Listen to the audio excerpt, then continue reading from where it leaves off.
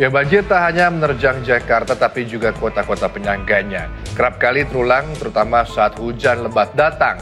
Apakah cuaca ekstrim jadi biang keroknya atau memang ada yang salah soal tata kelolanya? Banjir kembali meredam sejumlah wilayah di Jakarta seusai hujan deras. Mayoritas berada di bantaran Kali Ciliwung dengan ketinggian banjir mulai dari 30 cm hingga 3 meter. Gubernur Jakarta menyampaikan permintaan maaf kepada seluruh warga yang terdampak banjir. Menyoroti pentingnya penataan bedeng-bedeng liar yang mengganggu aliran air dan arus lalu lintas. Penertiban akan menjadi prioritas untuk menciptakan Jakarta yang lebih tertib dan bebas genangan. Apel siaga, antisipasi kalau terjadi banjir seperti 2 hari yang lalu. Karena memang seperti yang saya sampaikan tadi, ada hal yang mohon maaf ya bisa dilakukan. Karena ketika itu air lautnya naik tinggi, sehingga air itu sama sekali tidak ada yang bisa dibuang ke laut. Kemudian terjadi banjir di Jakarta, curah hujan yang cukup tinggi, walaupun sebenarnya curah hujan pada waktu itu tidak di atas 200. Kemudian di atas beberapa yang curah hujannya ada di atas 200. Dan 3 kejadian itu secara bersamaan sehingga menyebabkan banyak tempat Jakarta yang kemudian tergenang. Koordinasi yang seperti ini diperlukan di lapangan dan saya meminta jangan kemudian hanya karena banjir baru ditangani. Banjir lagi-lagi menjadi momok sekaligus masalah serius. Bukan hanya Jakarta saja, di saat yang sama, wilayah Tangerang, Bekasi, Depok juga dikepung banjir dan genangan. Disebut tidak konsistennya perencanaan tata kota wilayah Jabodetabek dari hulu hingga hilir dianggap menjadi faktor utama. Pola membangun kota juga harus dirancang dengan konsep tanggap mitigasi bencana. Pengerukan kali misalnya ya. Pengerukan kali sungai harus dilakukan dari Januari sampai Desember, tidak mengenal putus. Saluran drainase misalnya harus selalu dibersihkan dari kabel, dari sampah, dari lumpur, juga dilakukan sepanjang tahun.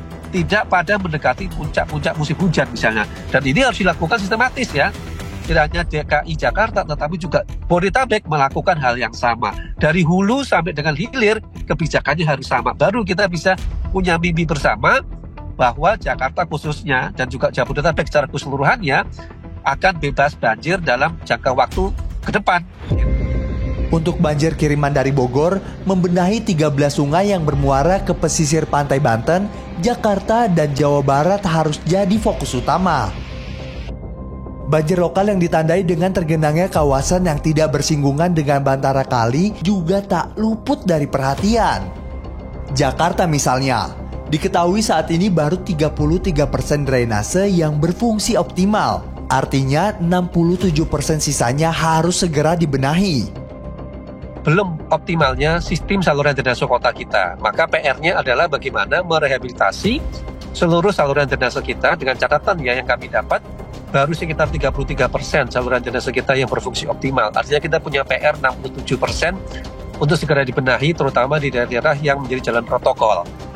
Sebenarnya tidak ada alasan nanti ke depan bagaimana terutama daerah Kuningan misalnya ya, apalagi daerah Sudirman Tamrin dekat istana misalnya harus benar-benar bebas dari banjir. Artinya saluran drainase menjadi prioritas utama ke depan. Lalu apa yang dilakukan? Tentu harus banyak perubahan-perubahan dilakukan. Tata ruang harus dilihat sebagai panglima pembangunannya. Ya, karena kita sudah tahu hampir sebagian besar dampak banjir ini akibat terjadinya perubahan tata ruang. Nah, sekarang bagaimana komitmen ya tentu dari seluruh pemerintah daerah terkait untuk sama-sama menjadikan tata ruang sebagai aturan awalnya. Ya, tidak akan ada lagi pelanggaran. Bagaimana pelanggaran sudah terjadi bisa dikembalikan fungsi awalnya misalnya ya. Mengembalikan ruang resapan atau kawasan terbuka hijau juga perlu dipercepat. 3 dekade terakhir Jabodetabek punya lebih dari 300 situ atau waduk. Namun hingga tahun 2022 hanya tersisa 178 situ atau waduk. Di Jakarta, untuk ruang terbuka hijau saat ini hanya tersisa 5,2%.